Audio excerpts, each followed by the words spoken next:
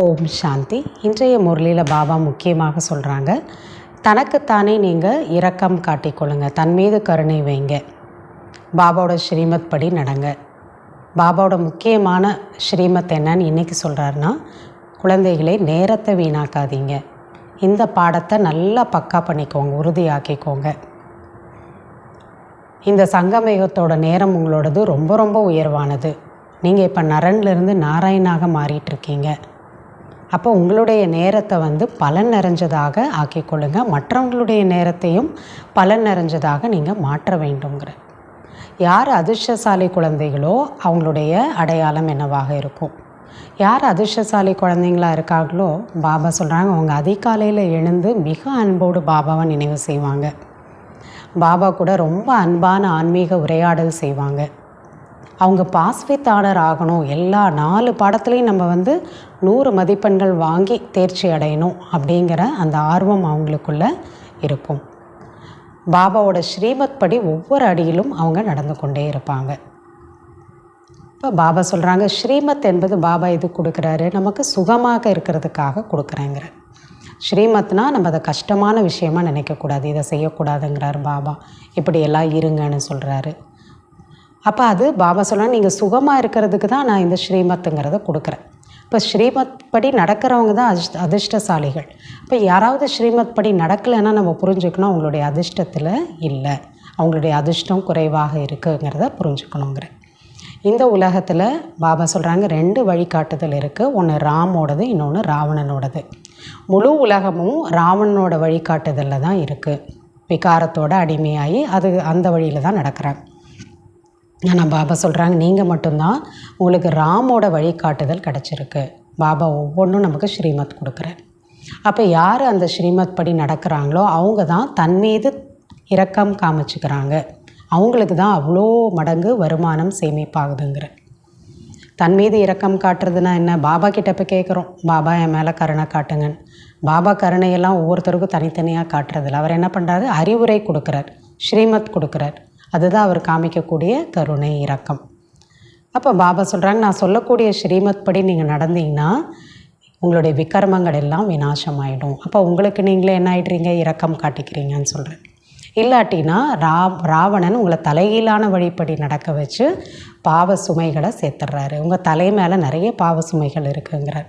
அதெல்லாம் இப்போயே நீங்கள் இங்கேயே இறக்கி விட வேண்டும், மேலே போய் தண்டனை அனுபவிக்கக்கூடாது. இதுதான் நீங்கள் உங்கள் மேலே காட்டக்கூடிய இரக்கம், கருணைன்னு சொல்கிறேன். மேலும் பாபா சொல்கிறாங்க, பாபாவை சொல்லக்கூடிய ஸ்ரீமத்தை நம்பர் வைஸ் தான் கடைப்பிடிப்பாங்க. ஏன்னா படிப்பை நம்பர் வைஸாக தான் படிப்பாங்க. இப்போ இந்த படிப்பை படித்து ராஜா ஆகிறவங்களும் இருக்காங்க, பிரஜை வேலைக்காரங்களாகிறவங்களும் இருக்கிறாங்க. அப்போ எவ்வளோ படிக்கிறோமோ அவ்வளோ உயர்ந்த பதவியை நீங்கள் அடைய முடியுங்கிற. இந்த ட்ராமாவில் நம்பர் வைஸாக ஆக்டர்ஸ் இருக்க தான் செய்வாங்க. எப்படி அந்த சினிமாவில் இருக்காங்களோ இங்கேயும் முக்கியமான ஹீரோ ஹீரோயின் பார்ட்டு, ரொம்ப குறைவான பார்ட்டை நடிக்கிறவங்களும் இங்கே இருப்பாங்க ட்ராமாலங்கிற. அதுக்கு காரணம் படிப்பு தான். பாபா சொல்கிறாங்க, என்னை விட நீங்கள் தான் உயர்ந்தவங்க, சொர்க்கத்துக்கும் எஜமானர்கள், பிரம்மாண்டத்துக்கும் எஜமானர்கள். ஏன்னா பிரம்மாண்டம் நம்மளுடைய வீடு. அப்போ அதுக்கும் நீங்கள் சொந்தக்காரங்க, எஜமானர்கள், சொர்க்கத்துக்கும் எஜமானர்கள். நான் சொர்க்கத்துக்கு வரதில்லைங்கிற. பூஜை கூட உங்களுக்கு தான் டபுள் பூஜை, பாபாவுக்கு சிங்கிள் தான். அவரை நிராகார ரூபத்தில் நினைக்கிறாங்க. உங்களை தான் பாபா சொல்கிறாங்க சாலிகிராமாவும் நினைக்கிறாங்க, தெய்வத்தை ரூபத்திலேயும் நினைக்கிறாங்க, பூஜை செய்கிறாங்க. ஆனால் நீங்கள் என்னை விட ரொம்ப உயர்ந்தவர்கள்னு சொல்கிறேன். இன்னொன்று பாபா முக்கியமாக சொல்கிறாங்க, சேரிட்டி பிகின்ஸ் அட் ஹோம். தானத்தை தன்னுடைய வீட்டிலேருந்து ஆரம்பிங்க, ஞானத்தை சொல்ல ஆரம்பிங்க. ஆனால் வீட்டில் இருக்கவங்க எல்லோரும் ஒரே போல் கேட்க மாட்டாங்க. அம்மா அப்பா வருவாங்க, குழந்தைங்க வரமாட்டாங்க. என்ன தான் இந்த பழைய உலகத்து மேலே நீங்கள் மோகம் வைக்காதீங்க, பழைய உலகத்து மேலே நீங்கள் கவனம் செலுத்தாதீங்கன்னா அவங்களால இருக்க முடியாது.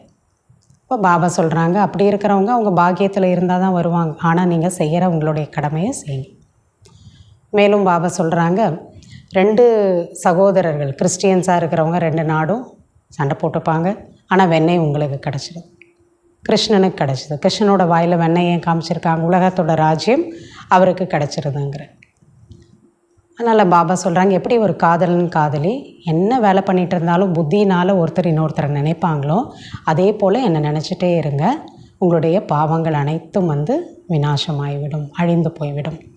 அப்போ நீங்கள் சதோபிரதான் ஆக மாறிவிடுவீர்கள். இப்போ இதுதான் உங்களோட முக்கியமான லட்சியம். நீங்கள் லக்ஷ்மி நாராயண் போல் இப்போ ஆகணுங்கிற. வாங்க பாபா சொல்லக்கூடிய முழுமையான முரளியை கேட்கலாம். ஓம் சாந்தி. 18/7/2025 காலை முரளி. பாப்தாதா மதுபன். இனிமையான குழந்தைகளே, தன் மீது தானே இரக்கம் கொள்ளுங்கள். பாபா தரும் ஸ்ரீமத் படி நடந்து கொண்டே இருங்கள்.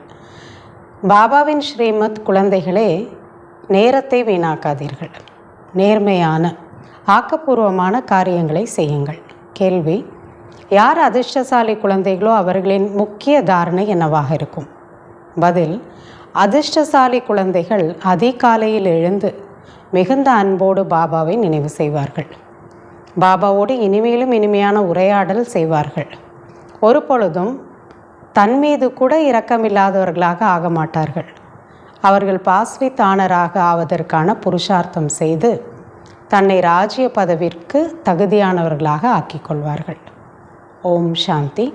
குழந்தைகள் பாபாவிற்கு முன்பாக அமர்ந்துள்ளனர் என்றால் அவரே நம்முடைய எல்லையற்ற தந்தையாக இருக்கின்றார் என்பதை அறிந்துள்ளனர்.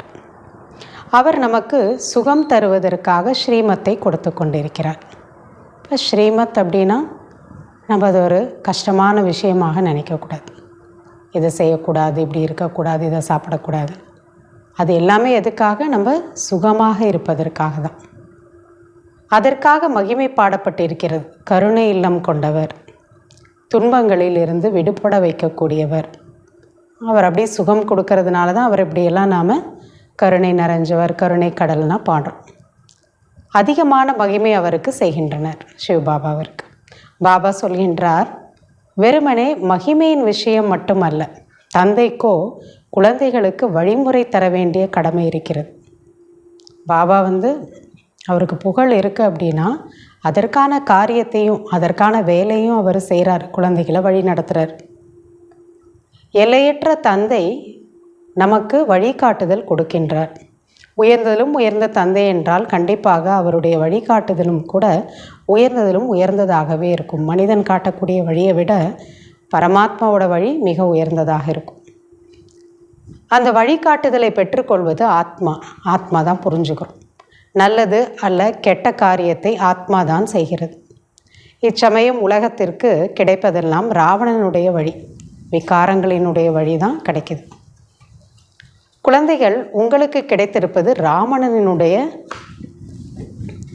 வழிகாட்டுதல். ராமோட வழிகாட்டுதல் உங்களுக்கு தான் கிடைச்சிருக்கு.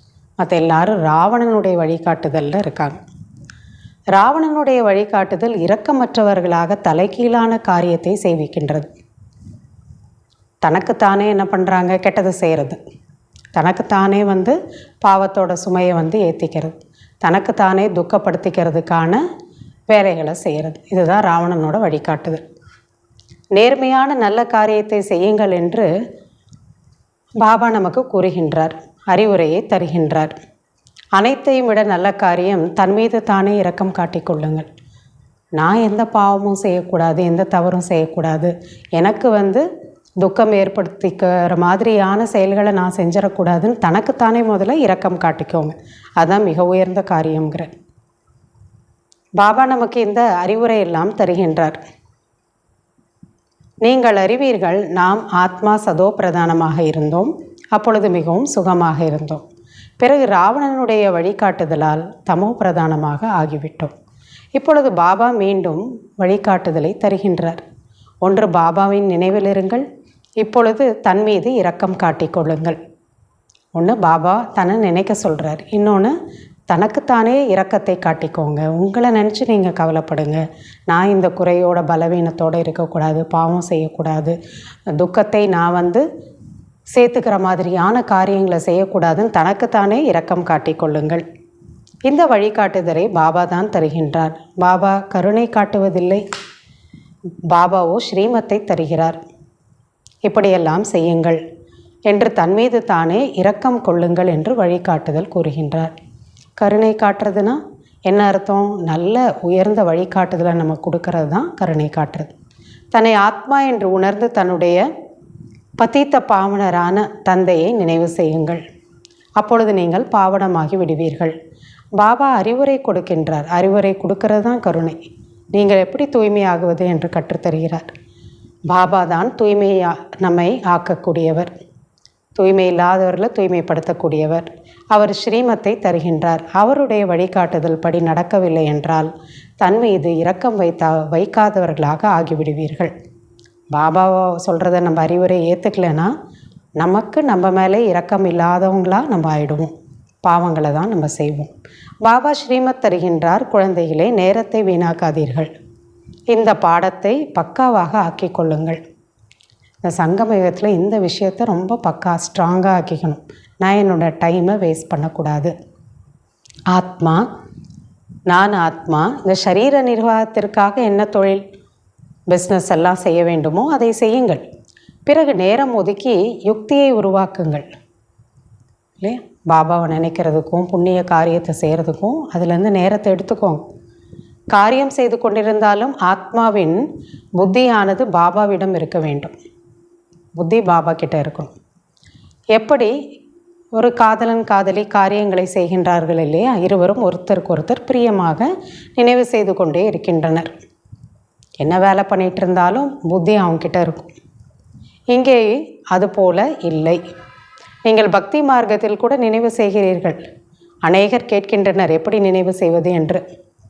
ஆத்மாவின் பரமாத்மாவின் வடிவத்தை எப்படி நினைவு செய்வது? ஏன்னா 2 பேருமே கண்ணுக்கு தெரிய மாட்டாங்க. நான் ஆத்மா நினச்சாலும் கண்ணுக்கு தெரிய மாட்டோம், பரமாத்மாவும் கண்ணுக்கு தெரியறதில்ல. சிலர் அதனால் கேட்குறாங்க. ஏனென்றால் பக்தி மார்க்கத்தில் பாடப்பட்டிருக்கிறது பரமாத்மா பெயர் உருவத்திற்கு அப்பாற்பட்டவர் என்று. ஆனால் அப்படி கிடையாது.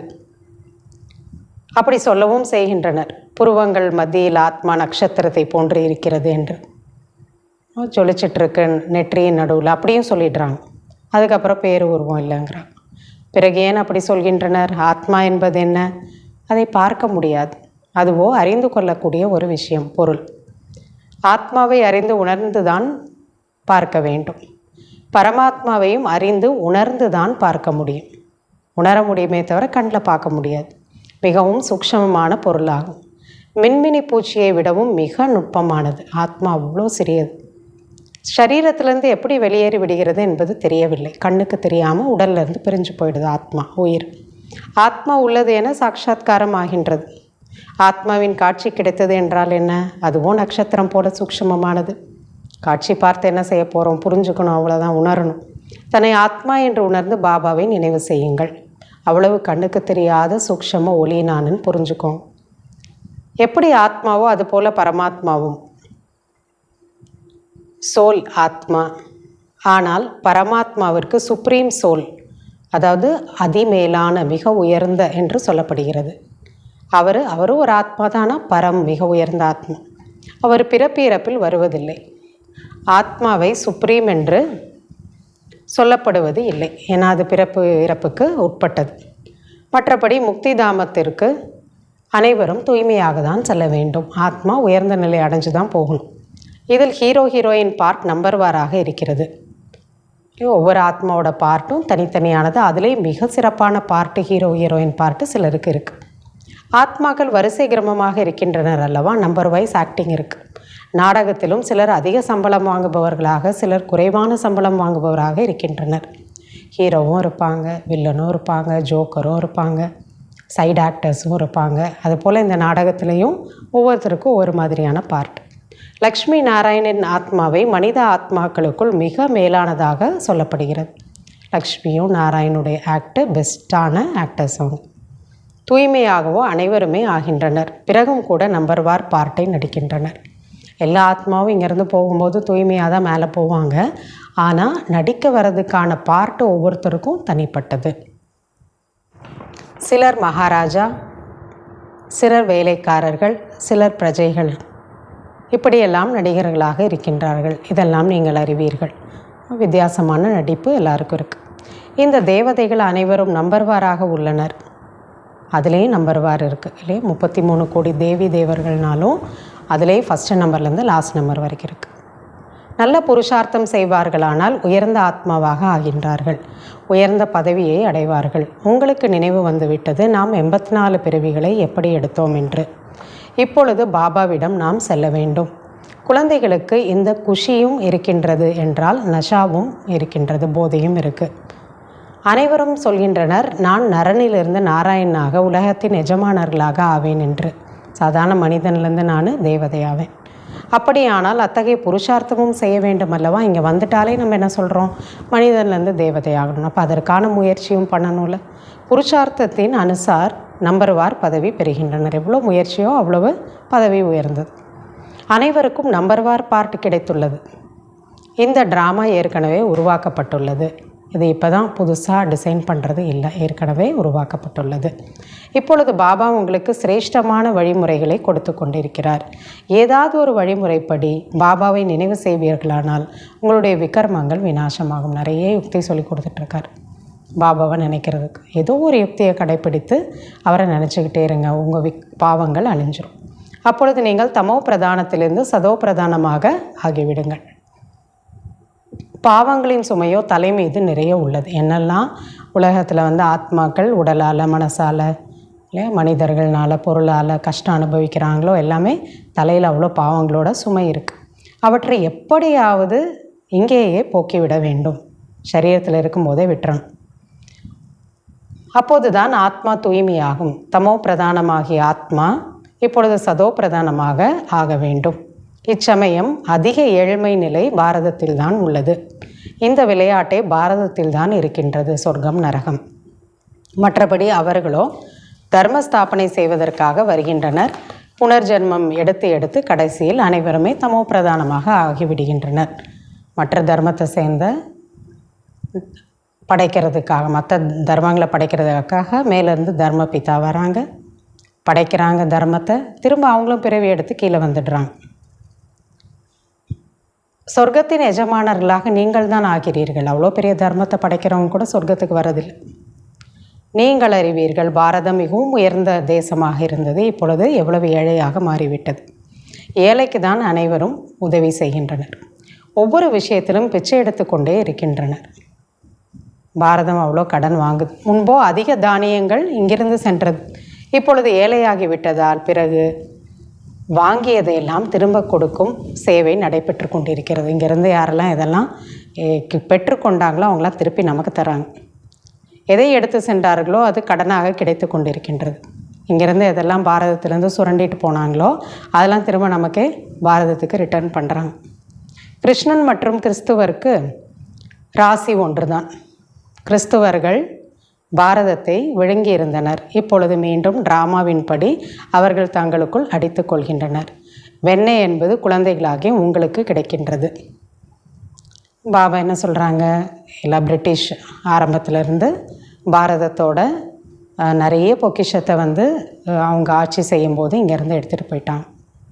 அது இல்லாமல் முகலாயதர் அவங்களும் கொஞ்சம் எடுத்துகிட்டு போயிட்டாங்க. இப்படி எல்லாரும் சேர்ந்து பாரதத்தை ரொம்ப ஏழ்மையாக மாற்றிட்டாங்க. ஆனால் யார் அப்படி ஆக்கினாங்களோ, முக்கியமான காரணமாக இருந்த கிறிஸ்துவர்கள், அவங்களே திரும்ப என்ன பண்ணுறாங்க? அவங்க விநாசத்துக்கு நிமித்தமாகறாங்க. தங்களுக்குள்ள சகோதரர்களாக இருக்கக்கூடிய கிறிஸ்டியன்ஸும் சண்டை போட்டுப்பாங்க. கடைசியில் விநாசம் என்பது ஆகும்.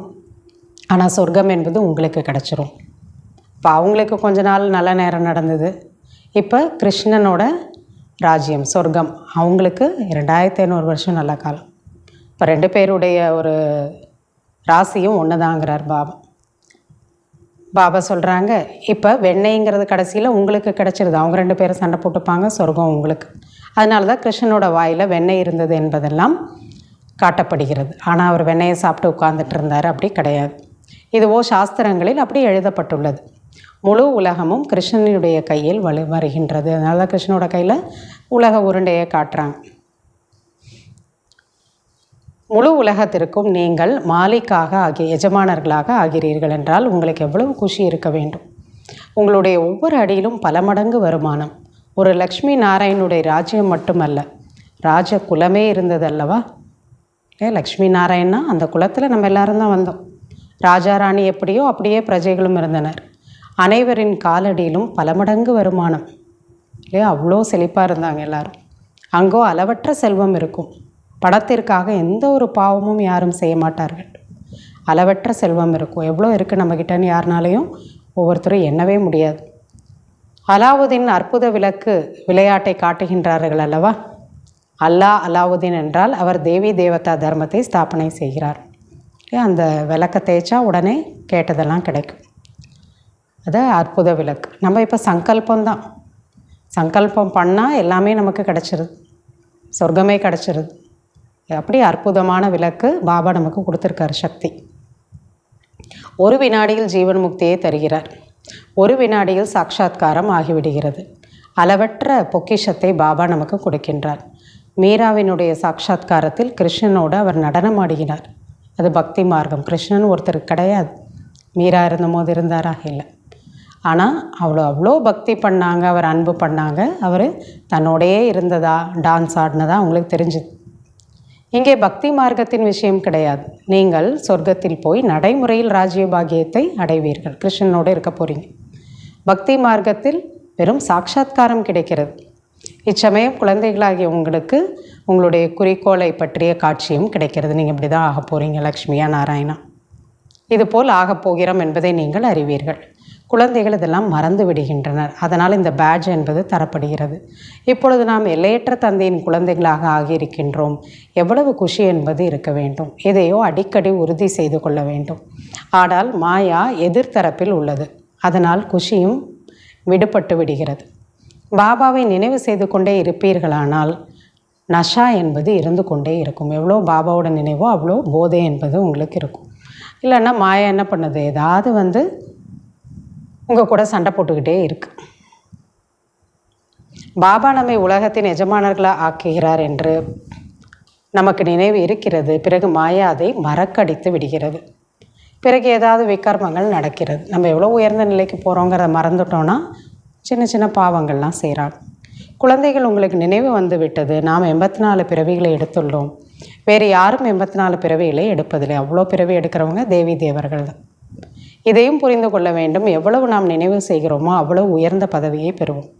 பிறகு தம்மை போலவும் மற்றவர்களையும் ஆக்க வேண்டும். பிரஜைகளை உருவாக்க வேண்டும். தர்ம காரியம் வீட்டிலிருந்து தொடங்க வேண்டும். Charity begins at home. சேவையை தன் வீட்டிலிருந்து செய்யுங்க. தீர்த்த ஸ்தலங்களுக்கு முதலில் தாங்கள் செல்கின்றனர். பிறகு உற்றார் உறவினர் முதலியோரை ஒன்றாக அழைத்து செல்கின்றனர். ஆக நீங்களும் கூட அனைவருக்கும் அன்போடு புரிய வைங்கள். மற்றவங்களையும் இந்த மார்க்கத்தில் கொண்டு வாங்க. அனைவருமே புரிந்து கொள்ள மாட்டார்கள். நம்ம எதிர்பார்க்கக்கூடாது. சொல்கிறது நம்ம கடமை. ஆனால் எல்லோரும் புரிஞ்சுப்பாங்கன்னு கிடையாது. அவங்க அதிர்ஷ்டத்தில் இருந்தால் புரிஞ்சுப்பாங்க. ஒரே வீட்டில் தந்தை புரிந்து கொள்வார், குழந்தைகள் புரிந்து கொள்ள மாட்டார்கள். தாய் தந்தையர் எவ்வளவுதான் குழந்தைகளுக்கு பழைய உலகத்தின் மீது மனதை ஈடுபடுத்த வேண்டாம் என்று சொன்னாலும் பிறகும் கேட்க மாட்டார்கள். அதுவும் இருக்கும். கஷ்டப்படுத்தி வெட்டுகின்றனர். யார் இங்குள்ள நாற்றாக, அதாவது செடியாக இருக்கின்றாரோ அவர்கள்தான் பிறகு புரிந்து கொள்வார்கள். பாபா சொல்கிறாங்க, நீங்கள் சொல்கிறத சொல்லுங்கள். உங்கள் குடும்பத்தில் யாருக்கு பாக்கியத்தில் இருக்கோ கேட்பாங்க. பாபா சொல்கிறத நடைமுறைப்படுத்துவாங்க, உயர்ந்த நிலையை அடைவாங்க. ஆனால் யாரோட அதிர்ஷ்டத்தில் இல்லையோ, ஒரே வீட்டில் நம்ம வந்திருக்கோம், எல்லோரும் வந்துடணும்னு நம்ம கட்டாயப்படுத்த முடியாது. சொல்லுங்கள், அவங்க பாக்கியத்தில் இருந்தால் வரட்டும். ஏற்கனவே இந்த நாட்டு நடப்பட்டு இருந்தால் தான் அவங்க இப்பயும் கேட்கும் போது மீண்டும் வருவாங்க, நம்ம குலத்தை சேர்ந்தவங்களாக இருந்தால். ஆனால் உங்கள் கடமையை நீங்கள் செய்யுங்கிற. இந்த தர்மத்தினுடைய ஸ்தாபனை எப்படி நடைபெறுகின்றது என்பதை பாருங்கள். மற்ற தர்மங்களின் நாற்று நடப்படுவதில்லை. அவர்களோ மேலே இருந்து வருகின்றனர். அவர்களை பின்பற்றுவோரும் வந்து கொண்டே இருக்கின்றனர். இப்போ பாபா தர்மத்தை படைக்கும்போது எல்லா ஆத்மாக்களும் கீழே இருக்கிறாங்க. அவர் பிராமண தர்மத்தை படைக்கிறார், தேவதா தர்மத்தை படைக்கிறார்.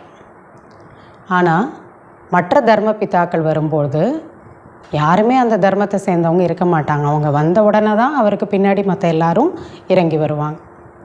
இவரோ ஸ்தாபனையும் செய்கிறார், பிறகு அனைவரையும் பாவனமாக்கி அழைத்து செல்லவும் செய்கிறார்.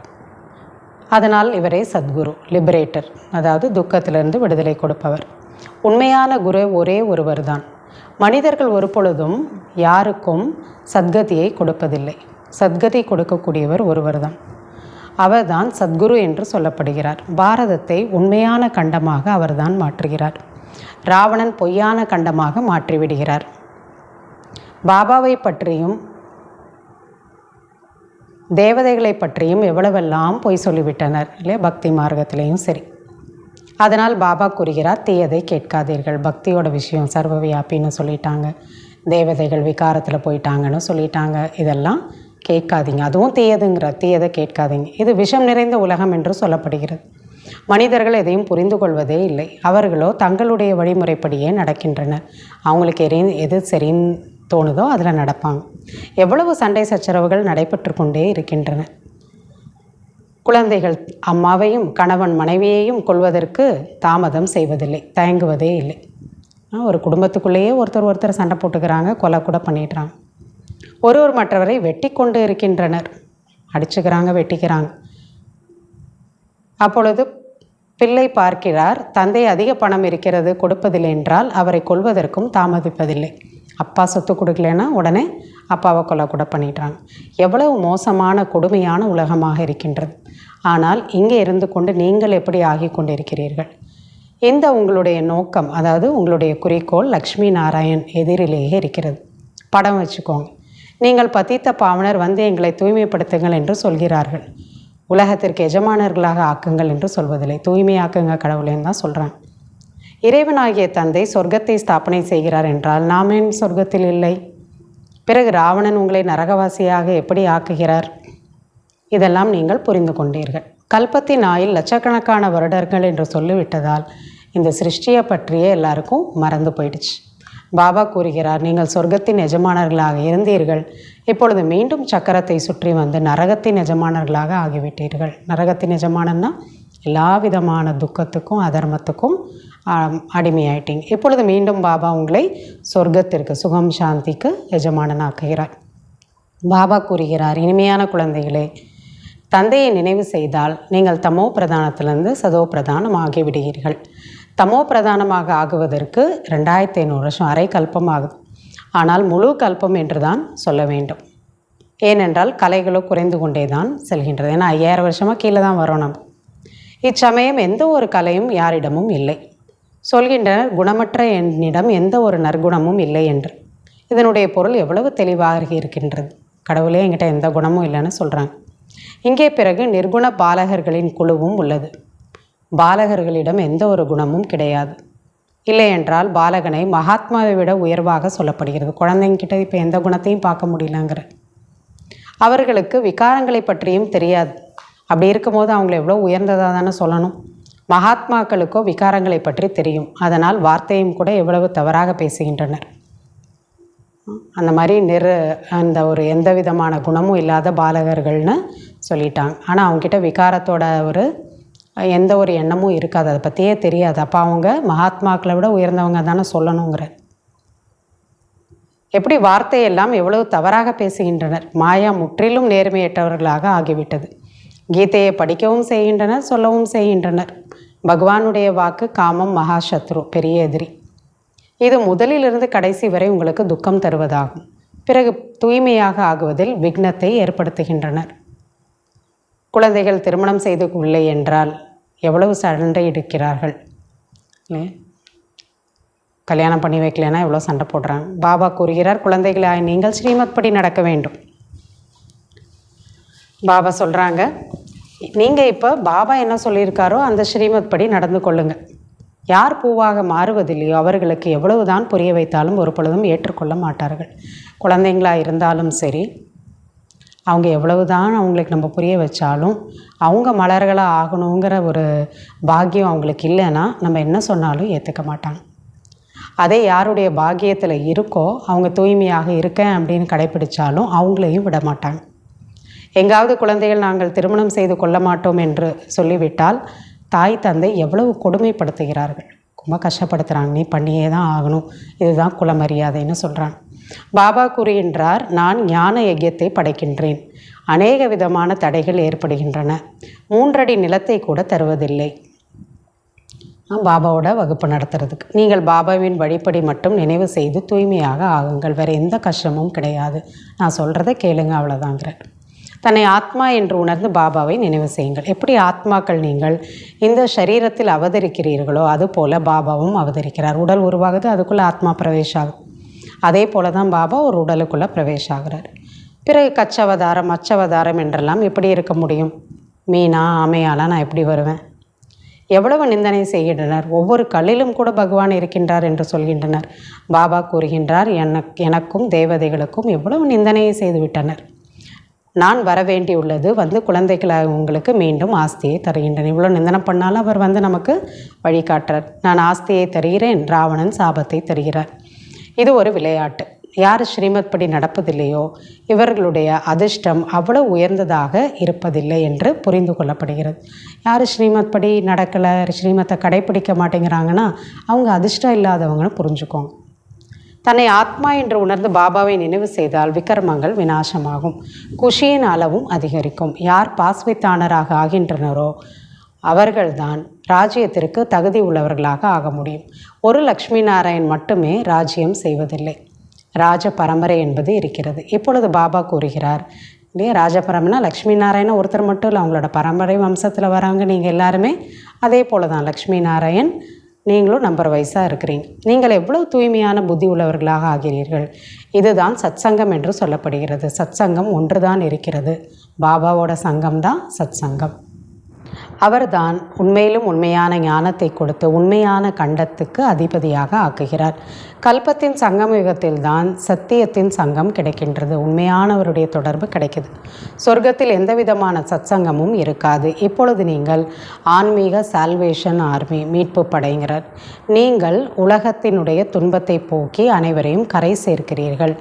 உங்களை துன்பமான உலகத்திலிருந்து மீட்டெடுப்பவர், ஸ்ரீமத்தை கொடுப்பவர் ஒரே ஒரு தந்தை தான். உங்கள் மகிமை மிக பெரியது. தந்தையின் மகிமை, பாரதத்தின் மகிமையும் அளவற்றது. குழந்தைகளாகிய உங்களின் மகிமையும் அளவற்றது. நீங்கள் பிரம்மாண்டத்தின் அதிகாரியாகவும் உலகத்தின் அதிகாரியாகவும் ஆகின்றீர்கள். வீடும் நமக்கு தான் சொந்தம், சொர்க்கமும் நமக்கு தான் சொந்தமாக இருக்குது. நானோ பிரம்மாண்டத்தின் எஜமானனாக மட்டும் இருக்கின்றேன். யார்? சிவபாபா சொல்கிறார். பூஜையும் உங்களுக்கு தான் இரட்டை பூஜை நடக்கிறது. டபுள் பூஜை பெறுவதற்கு நான் ஒன்றும் தேவதை ஆகுவதில்லை. அவருக்கு வெறும் நிராகார ரூபத்துக்கு தான் பூஜை நடக்குது. நம்ம தான் சாலிகிராமமும் பூஜை பண்ணுறாங்க, ஆத்மாவோட நிலையை பார்த்து அதே போல் தேவதையாகவும் பூஜை செய்கிறாங்க. டபுள் பூஜைங்கிற உங்களிடம் கூட நம்பர்வார் புரிந்து கொண்டிருக்கிறீர்கள். குஷியில் வந்து புருஷார்த்தம் செய்கிறார்கள். சந்தோஷமாக யார் நல்லா முயற்சி பண்ணுவாங்க, யார் நல்லா புரிஞ்சுக்கிறாங்களோ சந்தோஷமாக புருஷார்த்தம் பண்ணுவாங்க. படிப்பில் வேறுபாடு எவ்வளோ உள்ளது, படிக்கிறதுல எவ்வளோ வித்தியாசம் இருக்குது ஒவ்வொருத்தரும். சத்தியுகத்தில் லக்ஷ்மி நாராயணுடைய ராஜ்யம் இருக்கிறது, அங்கே மந்திரி இருப்பதில்லை. ஏன்னா ராஜாராணியே அவ்வளோ புத்திசாலியாக இருப்பாங்க. லக்ஷ்மி நாராயண் பகவான் பகவதி என்று சொல்லப்படுகிறார்கள். பிறகு மந்திரினா அங்கே வந்து யார் வந்து கைகேயின்னு சொல்லுவாங்க. அவங்களுடைய அறிவுரையை பெற்றுக்கொள்வார்களா என்ன?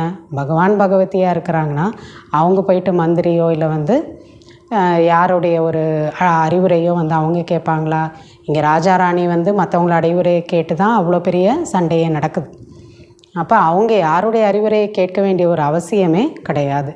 இப்பொழுது பிரஜைகள் மீது பிரஜைகளுக்கு ராஜ்யம், பிரஜைகள் மீது பிரஜைகளே ராஜ்யம் செய்கிறாங்க. குழந்தைகளாகி உங்களுக்கு இந்த பழைய உலகத்தின் மீது வைராக்கியம். ஞானத்தை ஆன்மீக தந்தை ஒருவர் மட்டுமே கற்பிக்கின்றார், வேறு யாரும் இதை கற்பிக்க முடியாது. தந்தை மட்டுமே பதீத்த பாவனர், அனைவருக்கும் சத்கதியை கொடுப்பவர்.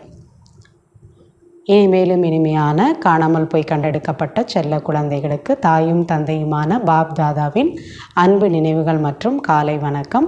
ஆன்மீக குழந்தைகளுக்கு ஆன்மீக தந்தையின் நமஸ்காரம், ஆன்மீக தந்தைக்கு ஆன்மீக குழந்தைகளின் நமஸ்காரம். தாரணைக்கான முக்கிய சாரம். முதலாவது பாயிண்ட்டு, பாபாவின் நினைவின் கூடவே தன்னை போல மற்றவர்களையும் ஆக்கக்கூடிய சேவையை செய்ய வேண்டும். தர்மம் வீட்டிலிருந்து தான் தொடங்க வேண்டும். அனைவருக்கும் அன்போடு புரிய வைக்க வேண்டும். இரண்டாவது பாயிண்ட்டு, இந்த பழைய உலகத்திலிருந்து எல்லையற்ற வைராகியம் உள்ளவர்களாக ஆக வேண்டும். தீயதை கேட்காதீர்கள், தீயதை பார்க்காதீர்கள். அந்த எல்லையற்ற தந்தையின் குழந்தைகள் நாம். அவர் நமக்கு அளவற்ற கசானாவை தருகிறார். இந்த குஷியில் இருக்க வேண்டும். வரதானம்: ஒவ்வொரு சங்கல்பம், வார்த்தை மற்றும் செயலை பலனுடையதாக ஆக்கக்கூடிய ஆன்மீக பிரபாவத்தை ஏற்படுத்துவர் ஆகுக. ஒருவரின் சம்பந்தத்தில் வரும்பொழுது அவருக்காக மன உணர்வானது அன்பு, சகயோகம் மற்றும் நன்மைக்கான பிரபாவமுடையதாக இருக்க வேண்டும். ஒவ்வொருத்தரோட சம்பந்தத்தில் வரும்போது மனசோட உணர்வு எப்படி இருக்கணும்? அன்பு நிறைஞ்சதாக இருக்கணும். ஒருத்தர் மேலே அன்பு இருக்கணும், அவங்களுக்கு எப்படி உதவி செய்யணுங்கிற நோக்கம் இருக்கணும், அவங்களுக்கு நன்மையே ஏற்படணுங்கிற ஒரு உணர்வும் இருக்கணும். இதுதான் மற்றவங்க மேலே ஆன்மீக பிரபாவத்தை ஏற்படுத்தும். ஒவ்வொரு வார்த்தையும் ஒருவருக்கு தைரியமும் ஆர்வத்தையும் கொடுக்கும் பிரபாவத்தை ஏற்படுத்த வேண்டும். சாதாரண உரையாடலில் நேரம் சென்று விடக்கூடாது. அதே போன்று ஒவ்வொரு காரியமும் பலனுடையதாக இருக்க வேண்டும். நீங்கள் செய்யக்கூடிய செயல்கள் தனக்காக மற்றவர்களுக்காக என்ன செஞ்சாலும் அதில் பலன் இருக்கணும். தங்களுக்குள் ஒவ்வொரு ரூபத்திலும் பிரபாவம் உடையவர்களாக ஆகுங்கள். உங்களுடைய எண்ணம், பேச்சு, செயல் எல்லாமே அந்த ஆன்மீக ஈர்ப்புடையதாக மாறணும்.